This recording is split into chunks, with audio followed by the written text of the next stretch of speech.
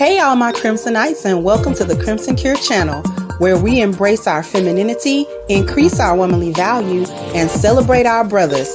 So join me on our feminine journey to learn, heal, and grow.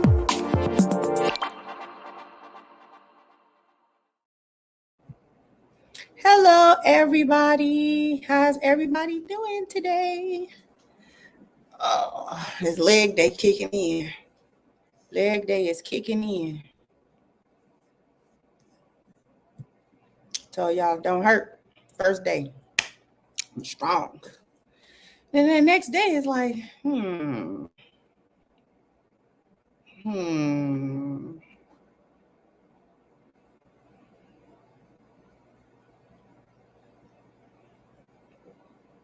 Then had the audacity to do a whole elliptical workout and a treadmill workout and bike.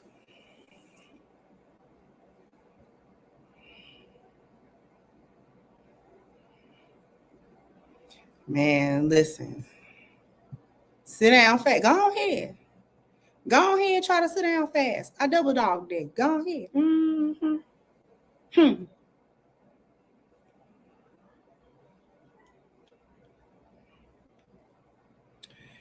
So I'm going to show y'all a video. I tried to look for the original, but I couldn't find the original. So shout out to Chisha Zed because he is reacting to it. And I want to show y'all because even though he's reacting to it, it's the entire clip of a female therapist, like a couple therapist, who is basically saying how there is not only is there institutional like racism or white supremacy, there's also institutional gynocracy. The institutional gynocracy, and that's what I mean by gynocratic gatekeeping. Y'all may have heard me refer to that maybe last week or so when I talked about gatekeeping the gynocracy. And so this is one such incident of gatekeeping the gynocracy. So we're not only going to deal with that, but we're really going to deal with not believing offhand or at face value a woman's relationship story, especially if it's bad. Especially if it's bad.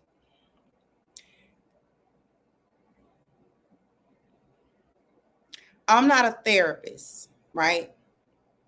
But I have coached women mainly, and I've also coached couples, okay? And what I found is this. You don't want to automatically disbelieve what somebody is telling you, right? However, what you want to do is ask clarifying questions that get more to the heart of a matter. Because when a woman tells you a story about her relationship and about how her man is doing her and about how this has gone wrong, how that has gone wrong, and how what she's telling you isn't necessarily lies, but she is telling you what's happening from a subjective standpoint because she's really only discussing how things have made her feel. That's what she's discussing. She's telling how things have made her feel.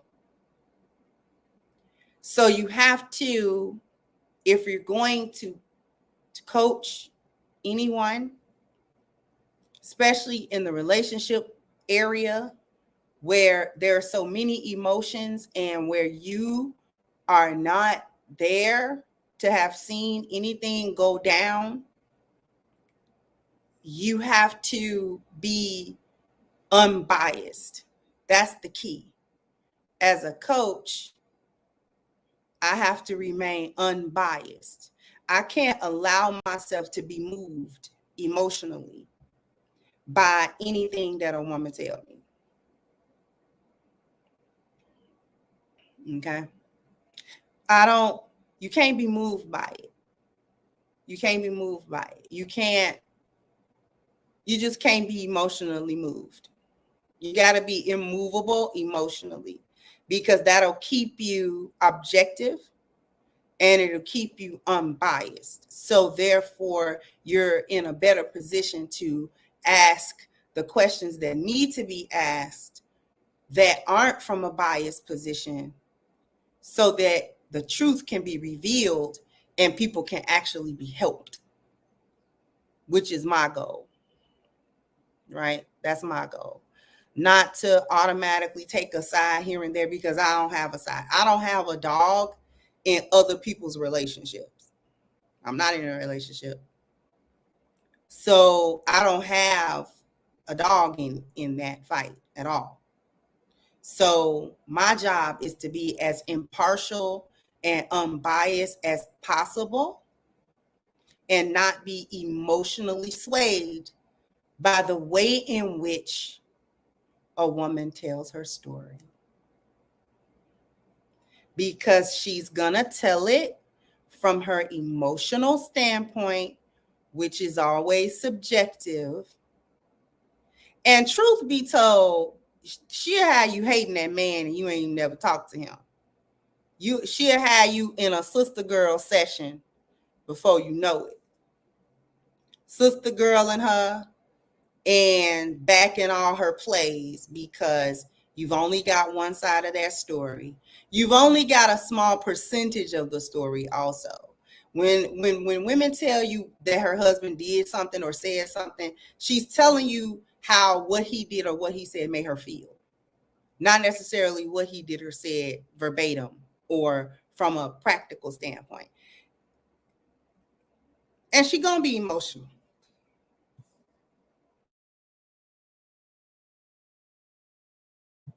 My apologies. And she's going to be emotional. She's going to feel away. As a coach, that's why you can't just believe it offhand. Like I said, it's not coming in thinking she's lying. You just have to understand that she's coming in from an emotional standpoint. It affects her directly emotionally, whatever is going on. And you as the coach have to bypass, especially a female coach. You got to bypass the inclination to bond on a female level. Can't bond with you on a female level, beloved. Because now I got to ask tough questions. So is that what he really said? Or is that just what you heard him say? And a lot of times women don't know the difference. No, that's what he said. You sure? You sure? Sure that's what he meant by that? Or is that just what you feel like he meant by that? What actually happened, though, as a result, what actually took place? I just want the facts. Just don't give me the subjective. Don't give me the context. Just give me the facts. That's all I want.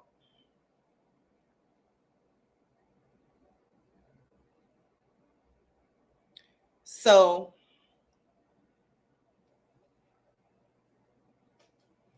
we're going to play once again. Shout out to Chisha for the use of his content.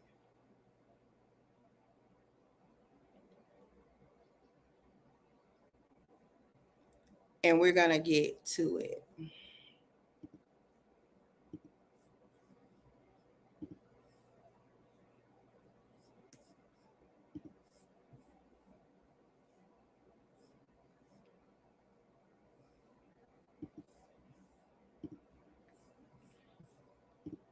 Okay.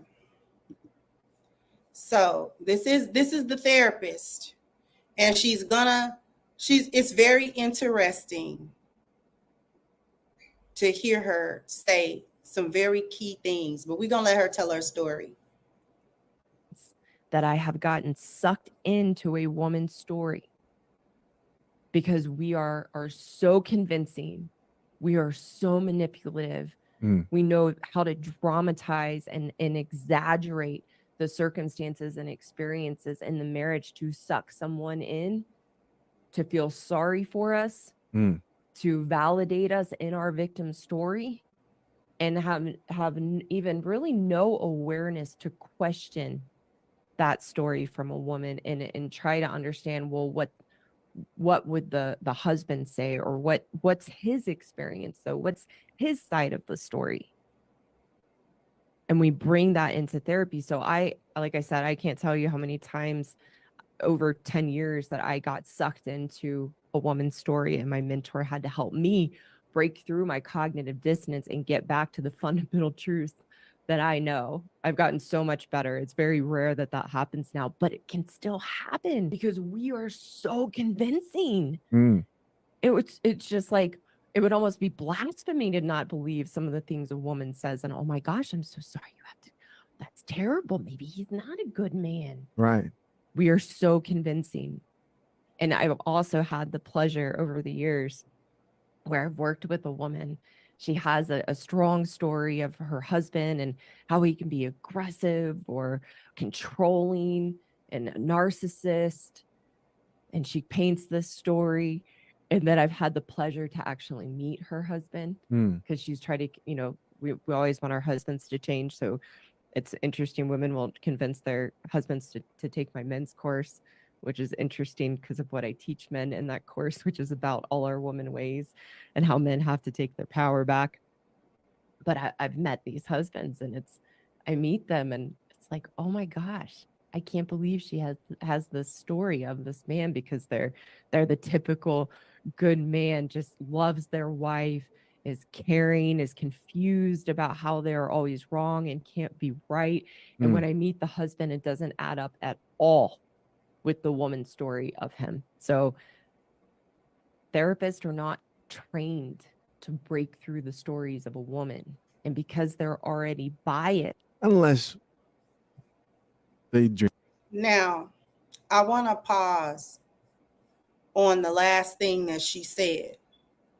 Women are not trained, and I would say therapists in general, not trained to break through a woman's story. We're going to get into why, because there is a very specific thing, and I talk about it in my book. Reclaiming the Black Feminine. I talk about why what she just said is an absolute fact.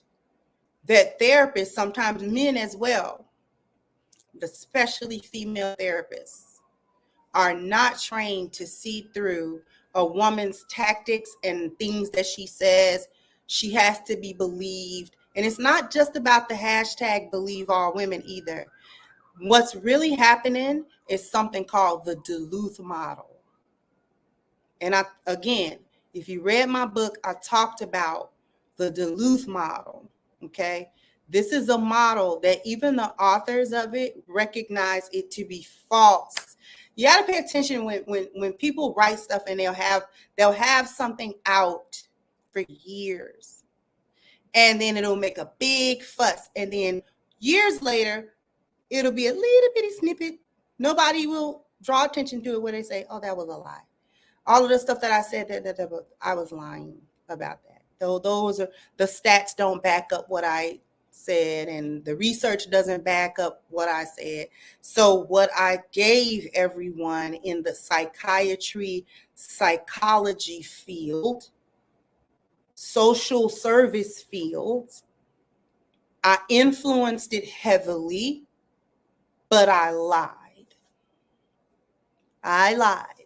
I lied about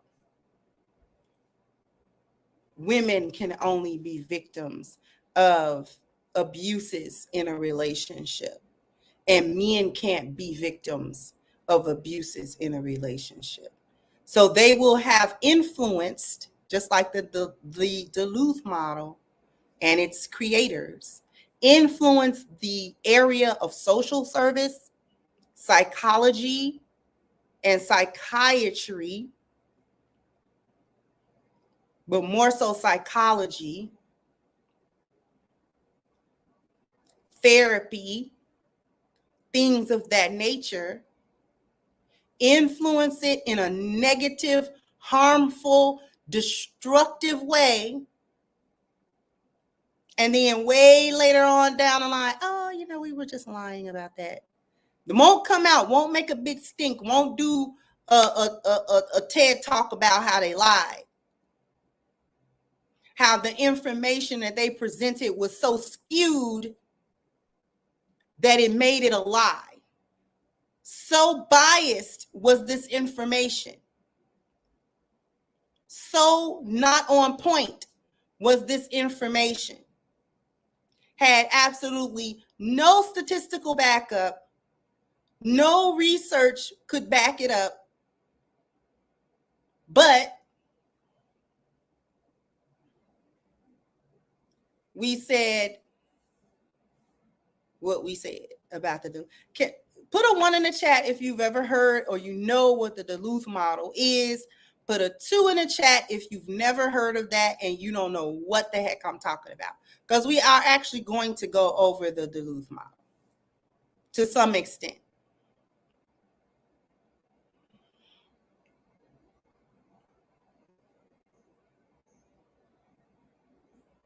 Okay, I got a healthy mix of ones and twos. I got more twos than anybody. So y'all don't even really know what I'm even referring to. Okay. Okay. It has influenced the world of coaching and therapy and counseling to such an extent. This is where women get that perpetual victimhood narrative from.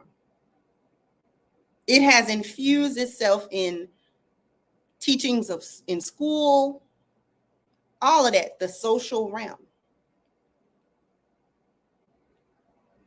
But we're going to go back and we're going to allow her to continue. I didn't realize that you guys heard of this lady, the Wife School. I've never seen her.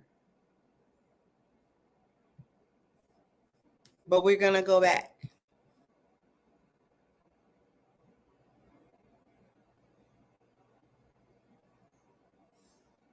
Drink coffee. They already have that gender bias. Right.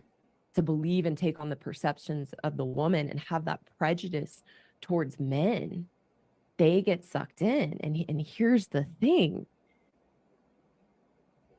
is that the very same tactics we use as women in a marriage to manipulate our husbands and brainwash them to believe they are the problem are the same manipulative tactics that we use to draw a therapist into our story. Hold on, man. This chick's preaching right now. And get the therapist on our side. We're using the same tactics, and then the therapist gets brainwashed into believing the man is the problem. Huh. I've had several female clients over the years who very quickly trusted me because I didn't buy into their stories, and I called them out on it. I have one client in particular I will never forget. And I'm going to pause her there. It is the number one thing that you have to do if you are coaching women, particularly women with relationship issues. You have to set the boundary as a coach. And I'm purposely not using the word therapist because I'm not a therapist, right? I am not a therapist. I'm not licensed in it. I'm not a therapist. So therefore, when you coach, I'll just give life coach advice. That's it. When you ask, you have to ask certain questions. These in customer service would be known as clarifying questions. Okay. The purpose of clarifying questions is to cut through the emotion, right? Like I said before, it's not an assumption that she's lying to you. However, you as the coach, you can't see it subjectively because you are not in that relationship. You don't know what he's doing. You only know what she said he's doing. And not all the time is everybody being truthful. Because there have been situations where I did get the other side. And just like she said, none of it add up then. So the story you told me, the way that you told it to me. Women know what they're doing. We're storytellers. Okay? We are storytellers. And like she said, we know how to dramatize and we know how to exaggerate and we know how to, make a whole victim thing. Like I am the innocent victim. This is all for most women. This is to avoid accountability from the gate. We do not want the person that we've come to for advice or whatever to start questioning us about the veracity of the story that we're telling, because we've catastrophized it so much that you would be wrong to ask me questions. But you don't believe me? Well, are you lying? You real defensive about this. I mean, I didn't say you was lying. I'm just asking a question because I'm from the outside looking in and I don't have an emotional tie to this. I can actually ask you objective questions about what's going on, because you just told me this story, and it's only because I am who I am, meaning I'm me, and I've had the experiences that I've had with women. I lived with a woman that did nothing but catastrophize stuff. I was raised by her. She'll exaggerate something in a minute. You can't just go off of what she said face value. She had you out there in these streets looking stupid. And then once you get to the other side of the story, it be done so different than what she said and how she said it. So it'll be a kernel of truth. Like, okay, the person did do that action or the person did say that thing, but the way you had it sounding was like they did it because of this or because of that, or it was like this and it was like that. And when you uncover the whole thing, it was nothing like that. So it's like, okay, what are you saying? What are you doing? They'll have you out here windmilling. You will be in a whole windmill. And you don't even know why you windmilling. Why are you windmilling, ma'am? Speaking of the coach or the therapist, why are you windmilling? What you mad for? If he did do all that stuff that she said he did, he didn't do it to you, why are you upset?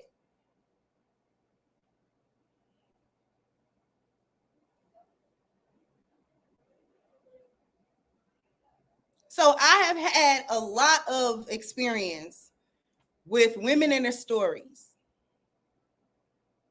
And because I am also a woman, I know how to tell those stories. I know how to tell a story. I know how to tell a story in a way where I'm not lying, but it's also not quite exactly from the perspective that I'm presenting it. I know how to do that. Every woman knows how to do that. Whether we engage in doing that or not, we know how to do it. That's why a few weeks ago when I was talking to the lionesses, that's why I said to the lionesses, watch how you tell a story. Because it is something that we can do, and we won't even be super conscious of it. We'll just be telling a story from our emotional space. That's really what it be. You be telling a story from your emotional perspective and not necessarily just the facts. So you putting in everything you felt and, you know what I'm saying, how things hit you, and, you know, it's all of that. Right? So I even caution lionesses from doing that. Don't just tell a story now. Watch how we relay information. Make sure we are relaying information and not telling a story. See, that's different. That's different. Make sure we are relaying information, but not telling a story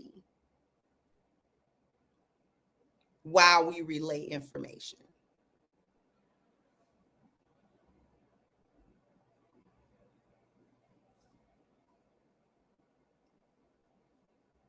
And see, this is the type of stuff.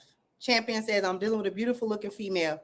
Said her exes blocked her and beat her up and left her. So I was wondering how you let go a beautiful female like this. They may, here's the part. Here's this, and I'm not saying this is absolutely true in this specific situation, but I'm going to use it as an example. Women will say stuff like this.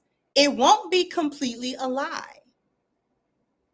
Right? She might have got blocked. Somebody may or may not have put their hands on her. Maybe they did, maybe they didn't. The part though is why. What happened that lead up to them? They blocked you.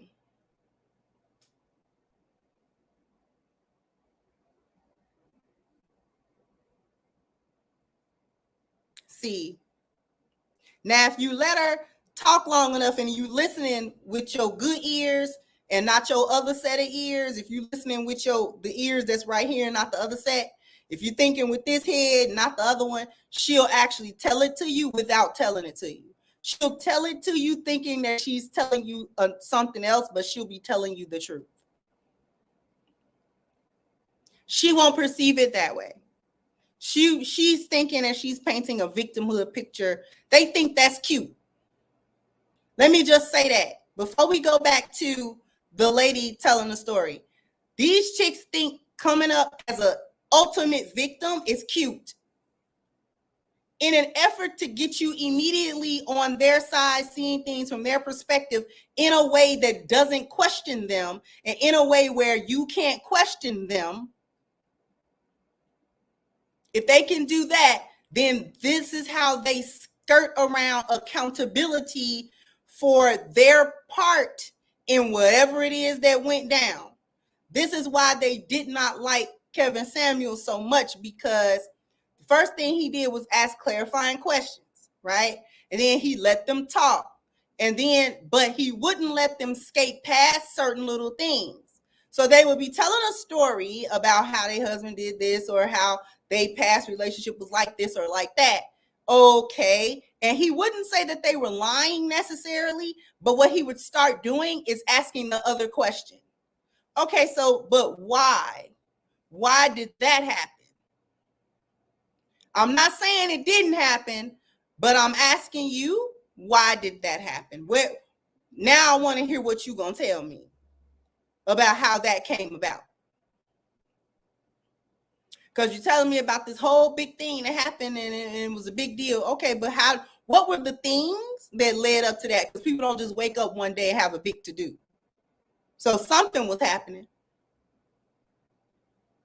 See what I'm saying? But what we're going to do right now is we're going to go to a real quick commercial break. I'm going to come back. I'm going to hit the super chats, and then we're going to keep going. So after these messages, we'll be right back, because I need everyone to go and hurry up and make your order with ashkicking.com. Go ahead and get this wonderful body butter, wonderful body care products, deodorants, moisturizers of every kind for your face, for your body, even a nice vibe for your home with incense and so forth. If this is going to be your first order, first, I don't know what you was waiting on. Number two, if it's going to be your first order, please take advantage of the 10% discount using the promo code Crimson. This is the perfect time to go ahead and make your order. Hopefully it'll be in time for those of you who are buying Valentine's gifts and things of that nature. If you make your order now, you should be able to have your gift on deck, on hand, right? So once again, go click the link at the top of the chat, ashkicking.com, and make your order if you are trying to keep your skin looking and feeling its best. I don't know how many likes I need, but I owe y'all a bam, bam, bam, bam. You gotta hit the like button, bam, bam. You gotta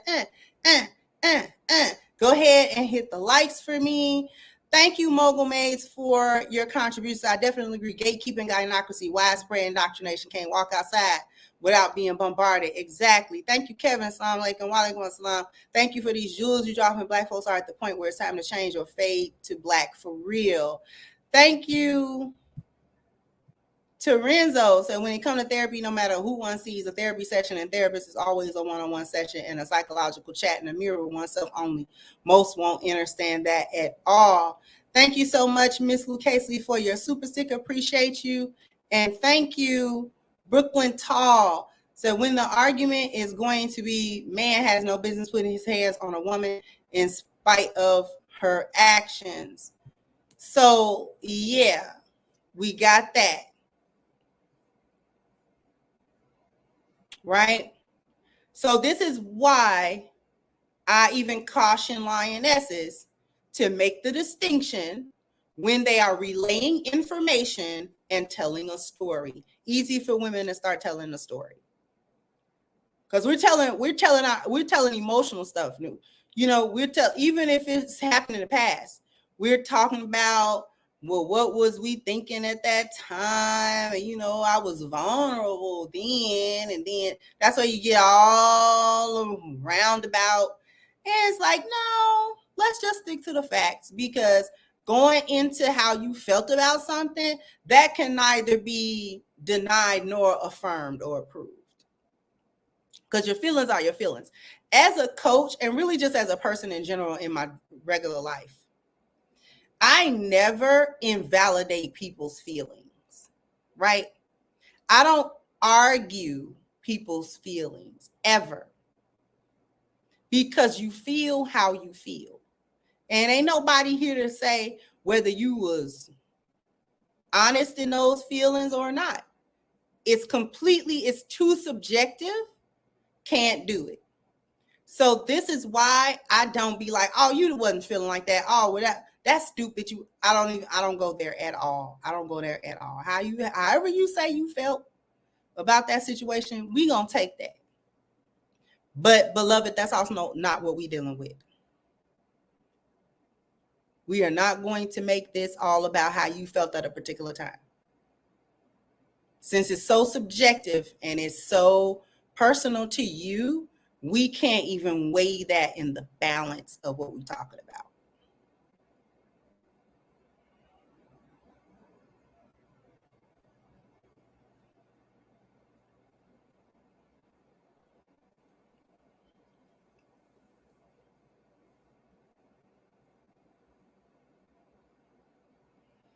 So we're going to, y'all really like, okay, I'm at my sister's house. Y'all like this background. Okay, this is her back. This is hers. That tapestry belongs to her. It does not belong to me. I did manage to purchase it. So when I receive it at my studio, hopefully I'll be able to put it up behind me. I am happy that you guys like it. I didn't realize I was gonna like this like this. It was just like, okay. It was already hanging up. She didn't even put it up for me. It's already just hanging up in her house.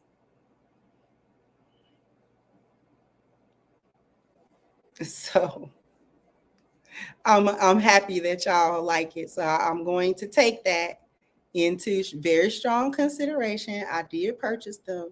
So in another, let's see, when I get back home after a couple of days, I should have it. And then I'll be able to put it up.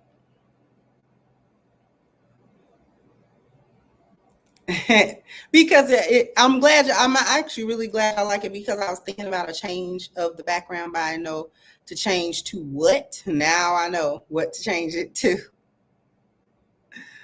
So we're going to let her finish what she's saying, because she said some really interesting things that I want to touch on. No, it's not an energy symbol. This is really just a mandala. That's all this is. It's just a mandala.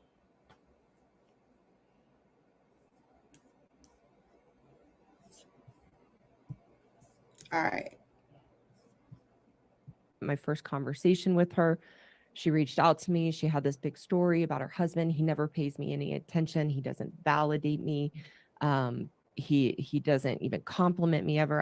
He never even says I love you. And she had this whole story, but she was also sharing, but I know I have these behaviors and this is how I show up. And this is a very high powered woman with a very successful business. And she gets done telling her story. And I knew I had to be totally direct with her to gain her trust, to gain her respect. And I told her point blank, the problem is your husband is terrified of you because you are such, pardon my language, because you are such a bitch.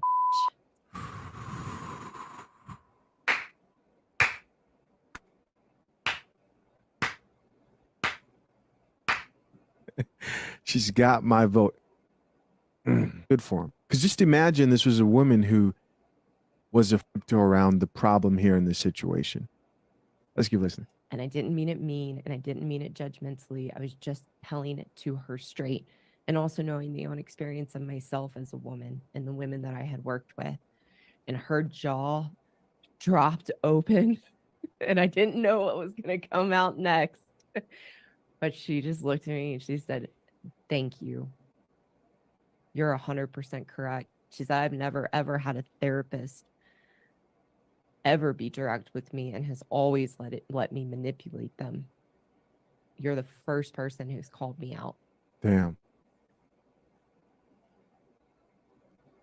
So we have to be called out, women, and we have to see what's really going on.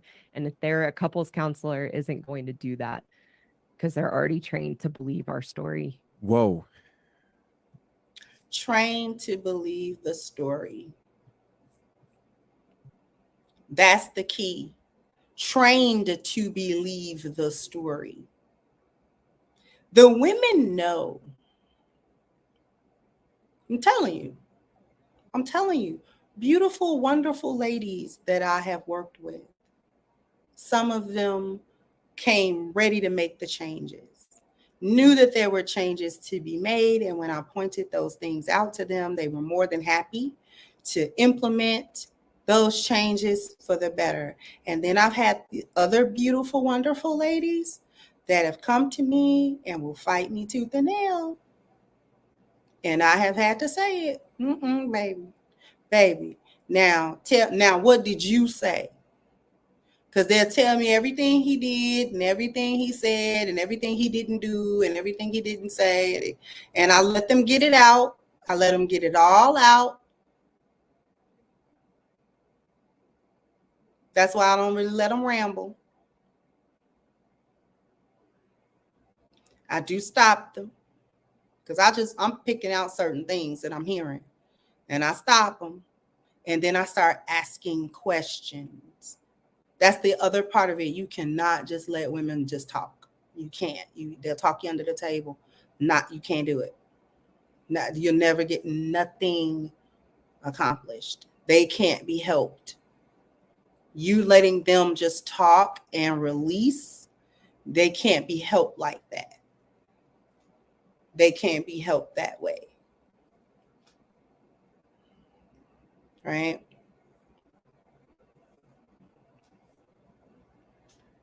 So they'll talk and talk, and then I have to time out, sweetheart. Time out. Now, I want you to back up to such and such point. Okay. All right. Now, you just said, right? Mm-hmm. Now tell me what you said.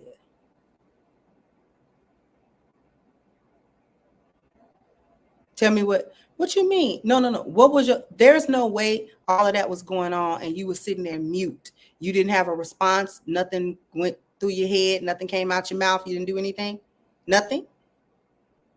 Stood there like a mute, like a statue. Well, no. And then that's when they start breaking it down.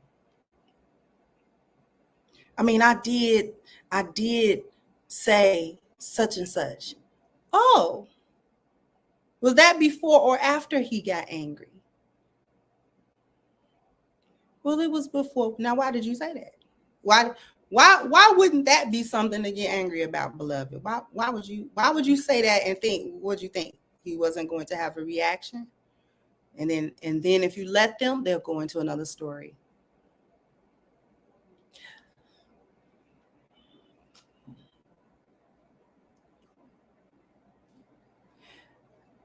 I'm going to go into the Duluth model.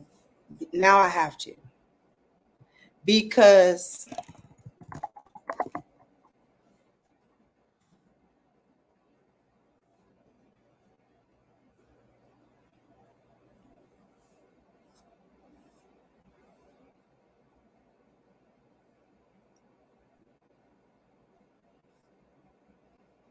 I want to show you.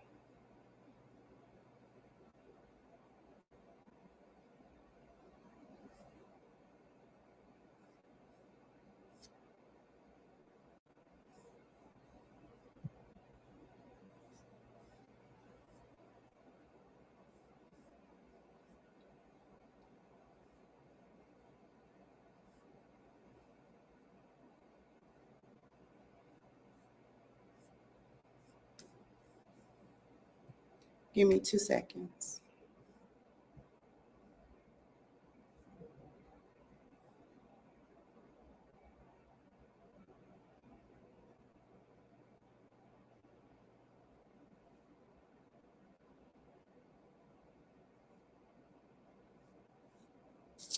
I want the actual wheel. We'll look at this first. We'll look at this first. I want to show you something first.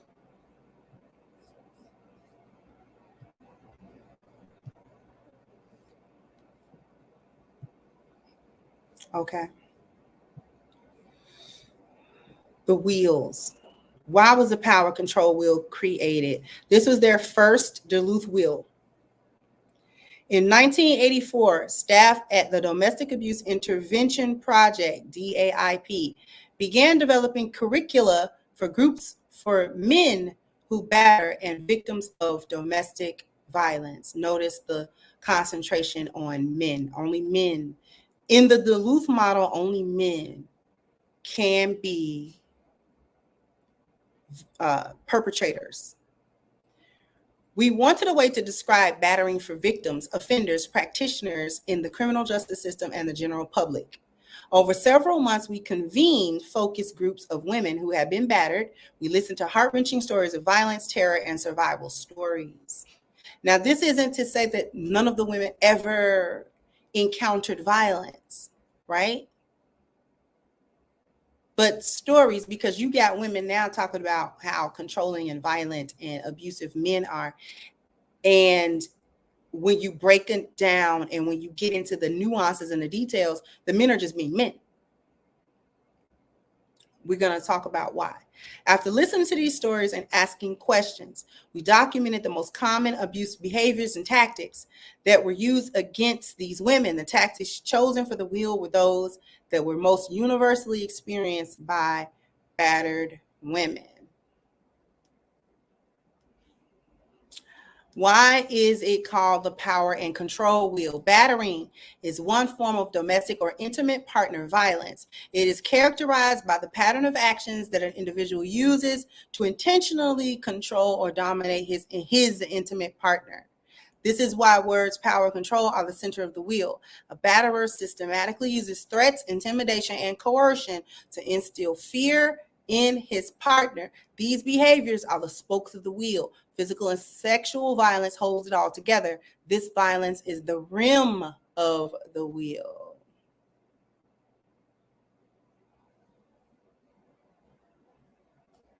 Why are the original power and control wheel and equality wheel gender specific? The power and control wheel, let me try to make this a little bit bigger so you guys can see. The power and control wheel represents the lived experience of women who live with a man who beats them. It does not attempt to give a broad understanding of all violence in the home or community, but instead offers a more precise explanation of the tactics men use to batter women. Did you understand that? They weren't even trying to get to the root of domestic violence overall, just the violence that occurs towards women, supposedly. We keep our focus on women's experience because the battery of women by men continues to be a significant social problem. Men commit 86 to 97% of all criminal assaults, and women are deleted 3.5 times more often than men in domestic homicide. So who's always a victim? Who's always the perpetrator?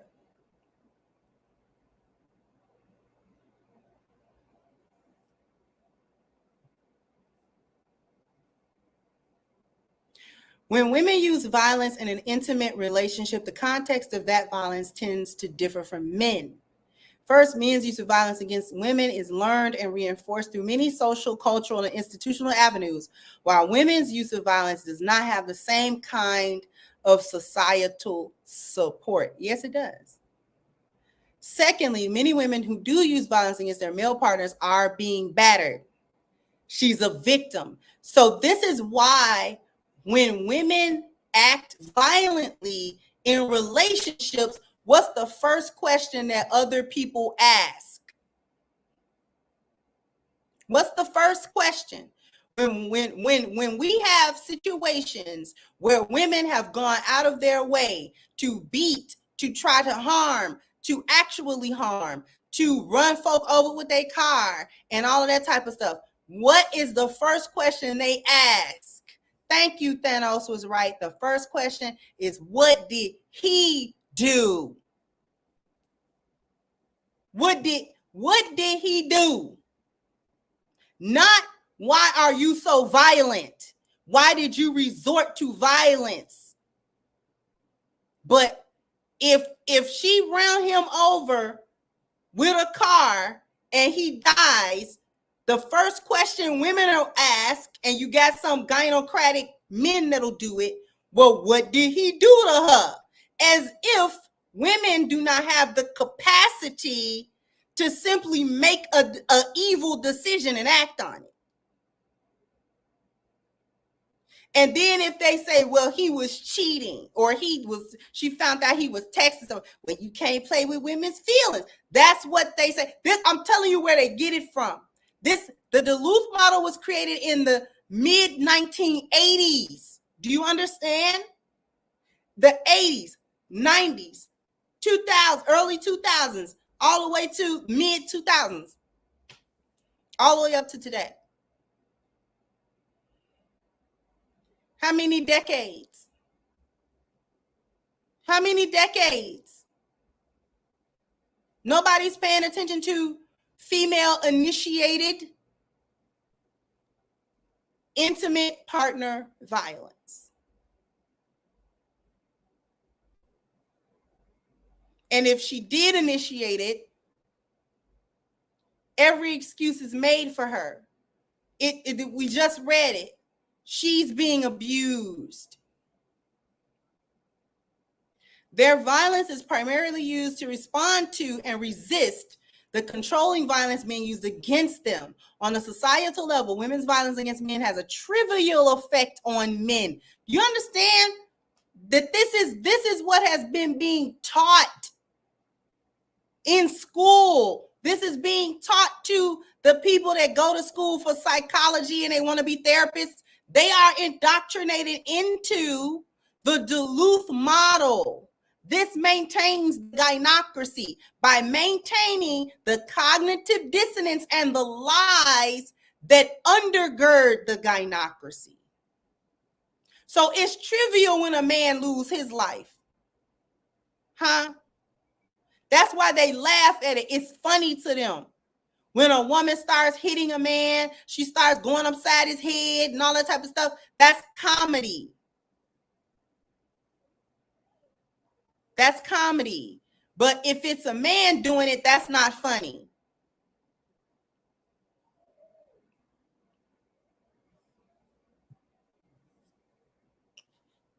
Violence against men has a trivial effect on men compared to the devastating effect of men's violence against women. Battering in same-sex intimate relationships has many of the same characteristics of battering in heterosexual relationships, but happens within the context of a larger societal oppression of same-sex couples. This is them trying to cover up why lesbian relationships are also very violent. Why are those relationships violent in the absence of men?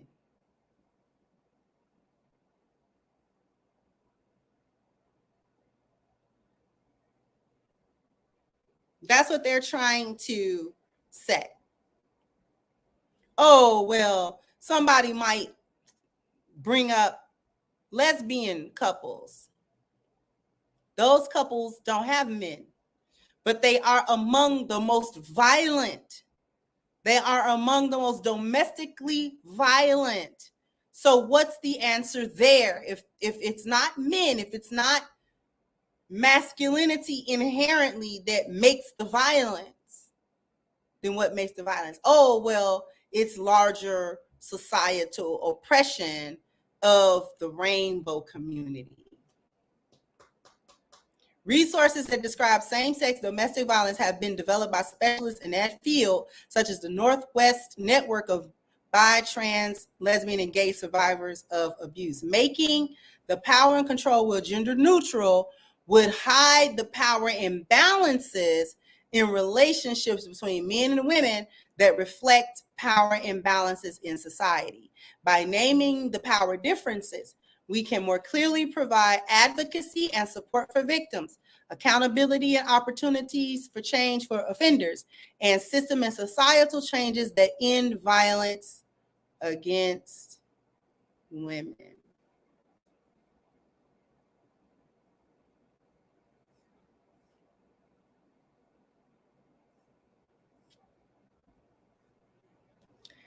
I actually don't want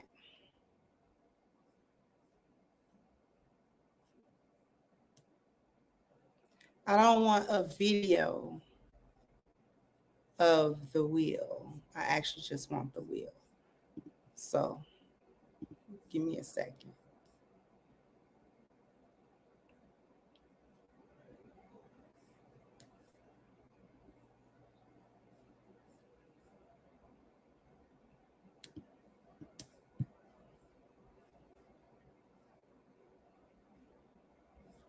Now, I'm going to share something else with you.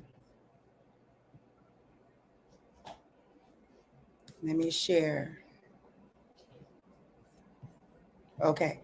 This is the actual Duluth model wheel. Okay. Power and control. This is the original wheel. Let's take a look at what's in this wheel. Start from the top. Using coercion and threats. Making and or carrying out threats to do something to hurt her. Threatening to leave. Threatening to commit self-deletion. Threatening to report her to welfare. Making her drop charges. Making her do illegal things. The next one, using intimidation. Making her afraid by using looks.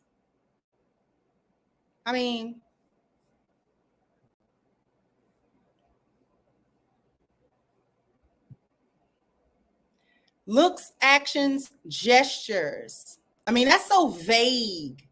To make her afraid using a look. That's so vague, because any woman can say that at any time she was made afraid by a look or a gesture or an action. Smashing things, destroying her property, abusing pets, displaying weapons. Moving on. I'm going clockwise. Using emotional abuse, putting her down, making her feel bad about herself, calling her names, making her think she's crazy, playing mind games, humiliating her, making her feel guilty. And it's said as if women do not also do these things. Right?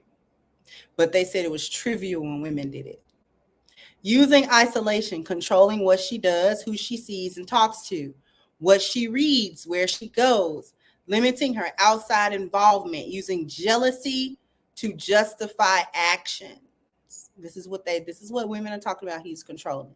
If he says, I don't like my woman going outside with really revealing clothes on. Oh, girl, he's so controlling, trying to control what you wear. I'm showing you where they're getting it. Many modern women would be hard pressed to name the Duluth model, but this is where they're getting it.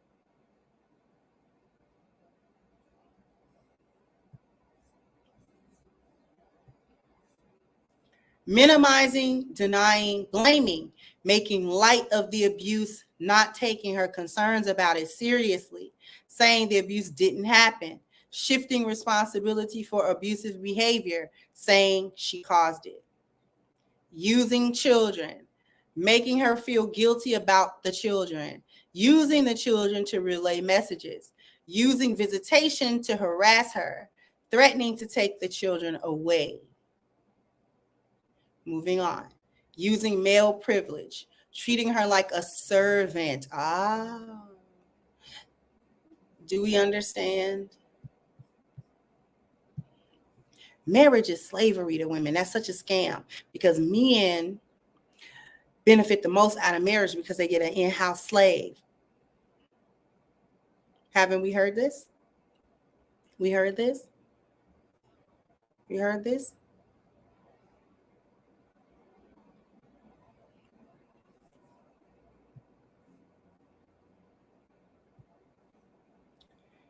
Treating her like a servant, making all the big decisions.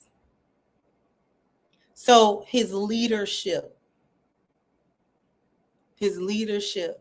is violent, controlling, abusive, acting like the master of the castle. He's acting like a man. Being the one to define men and women's roles.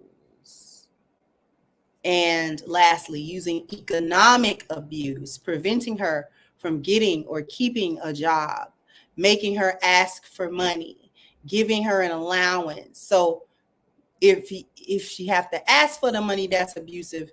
And if you give her a specific amount, that's also abusive.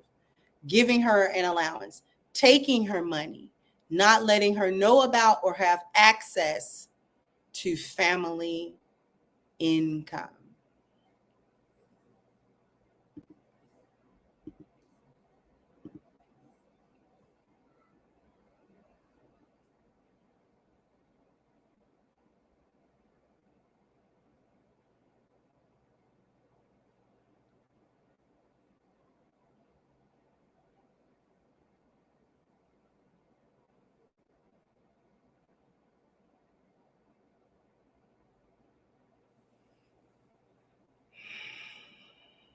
I just told y'all where they get this stuff. Where are they getting this stuff?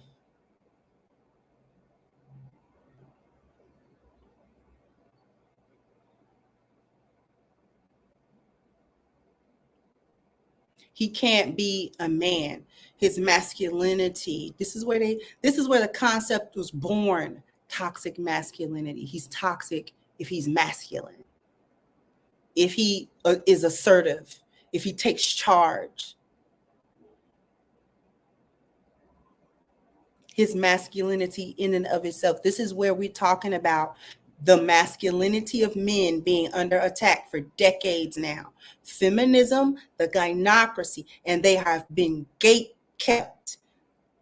Wife School is telling you that as a therapist, they are trained to gatekeep. She probably doesn't know that terminology, but trained to gatekeep the gynocracy, trained to gatekeep all of the cognitive dissonance, all of the delusions that surround and create the foundation and the undergirding of the gynocracy.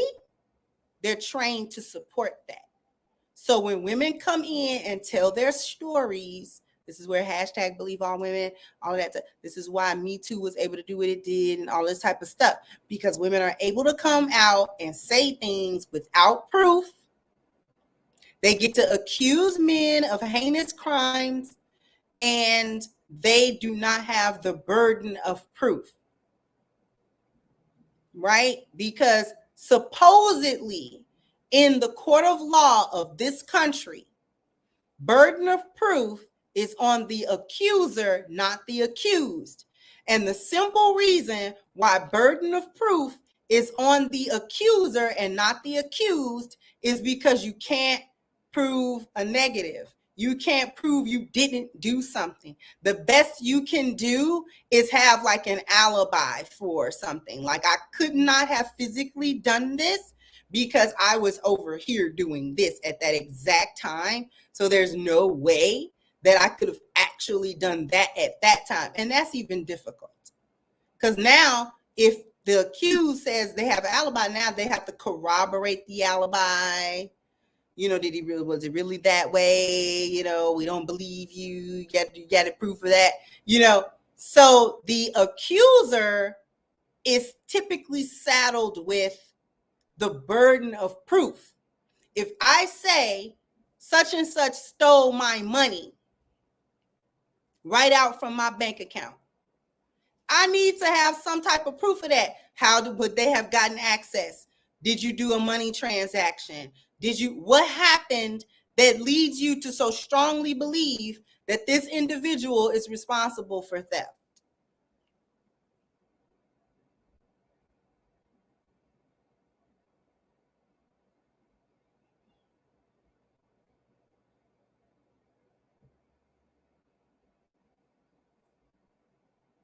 Right? So the person can't say, well, I didn't do it. Well, prove you didn't do it. How? Because if they really didn't do it, what proof would they actually have?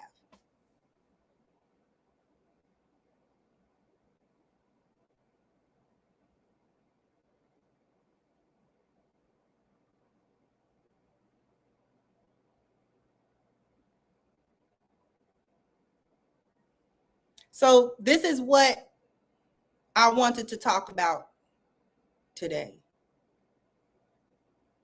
Not believing the story. Not on its face. Women tell stories. Women tell stories. I'm sorry. Women tell stories. And you gotta be able to see through the emotion and the trying to manipulate, trying to gaslight, and really ultimately her attempt at not having any accountability for nothing. That's where you really got to start asking questions, because you sat here and talked to me for 10 minutes and I have yet to hear what part you played in any of this.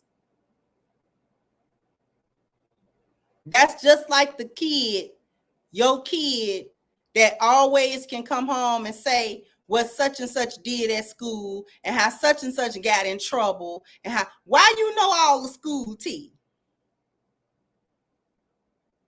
You are not gonna keep coming in this house telling me all the school tea, and so you just ain't part of none of it, but you know about all of it, but you don't be doing nothing.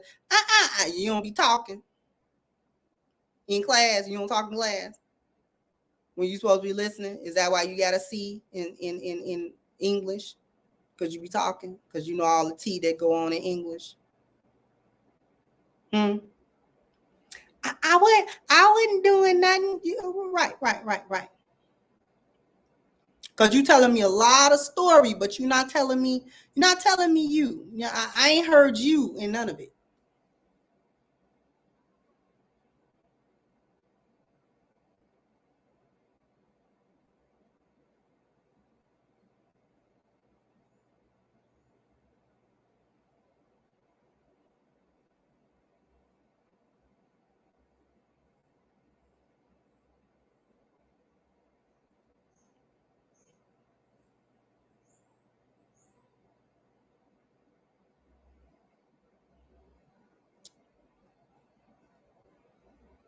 You're not going to be able to talk to me for 15 minutes.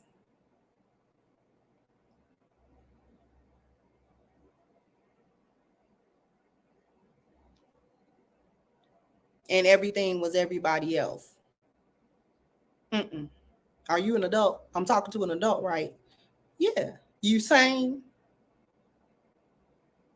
Yeah. Don't get offended. Are you sane? Okay. So since you are a sane, competent adult, you just told me you are of sound mind. So now you're not going to be able to tell me that you go through life and you just the victim. You just a passenger in your own life. You're not going to be able to do that with me.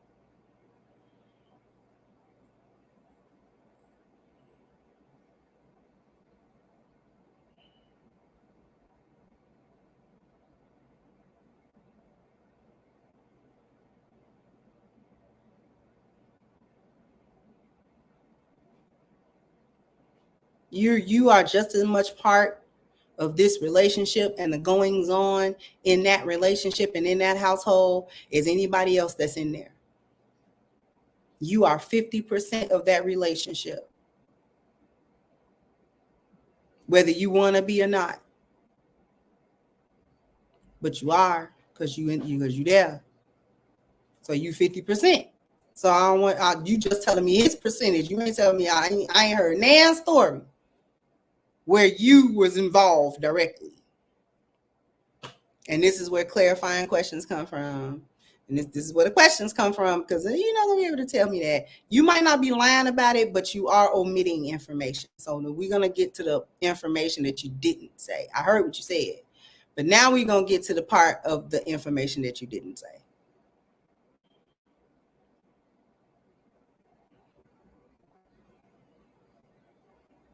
And unfortunately, especially nowadays, you really got to watch it, because the indoctrination of the Duluth model. Women are perpetual victims.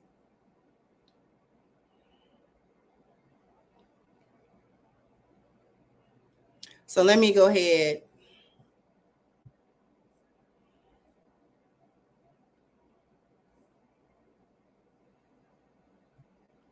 Thank you, Lord Sinister. This is why men never talk about their feelings. It always become the victim Olympics, because the women would care more about how what he said made her feel more than actually solving the problem.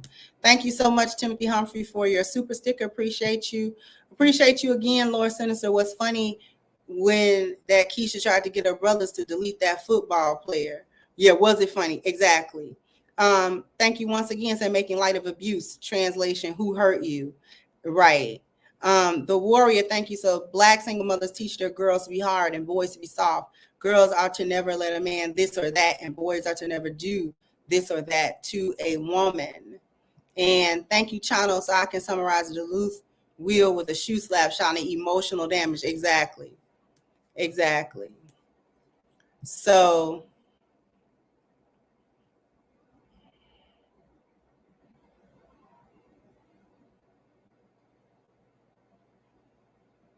before I go, I'm gonna switch gears.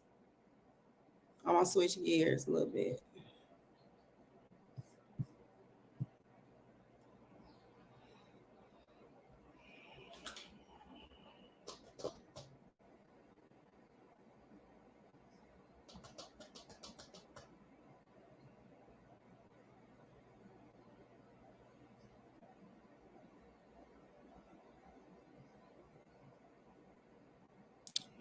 How can I say this? I have a channel, right? I have, thankfully, a little over 110,000 subscribers to this channel that are organic.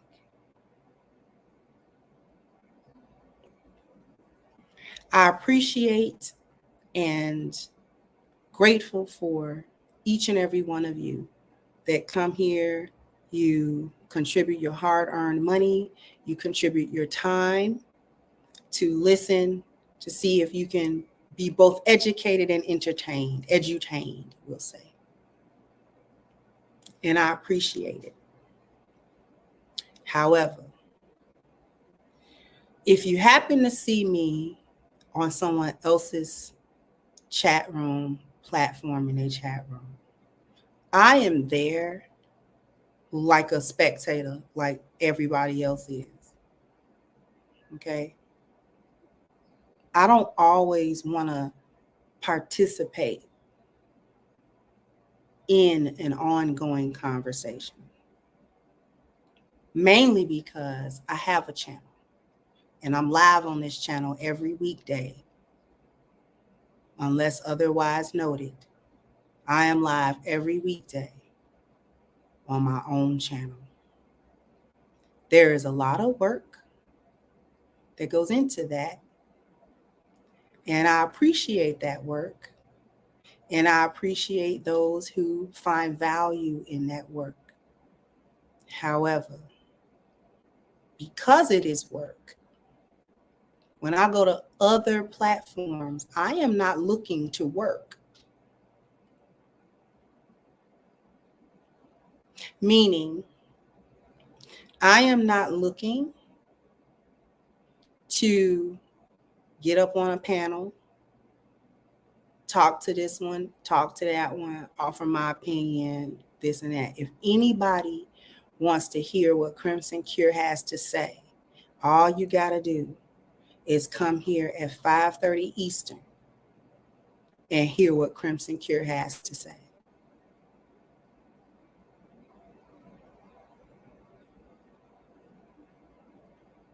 When I go to other platforms, I am just looking.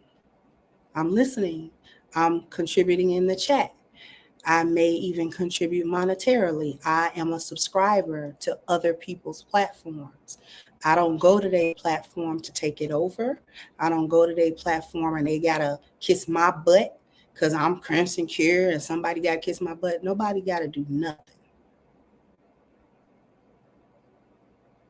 I get respect in these YouTube streets and I'm grateful for it. And I give respect as well.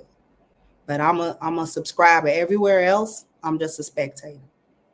I'm a content creator here.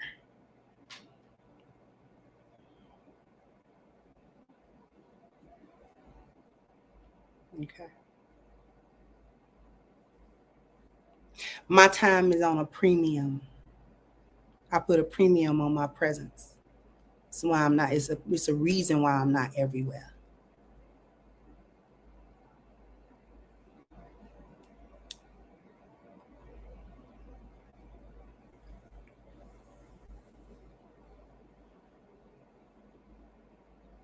Okay. So that's all. So jump down in the comment section. Let me know what you think. Like, share, subscribe to the channel. If you have not, once again, I'm your host, Sister Crimson Cure, and this was my perspective. Bye-bye, Crimsonites.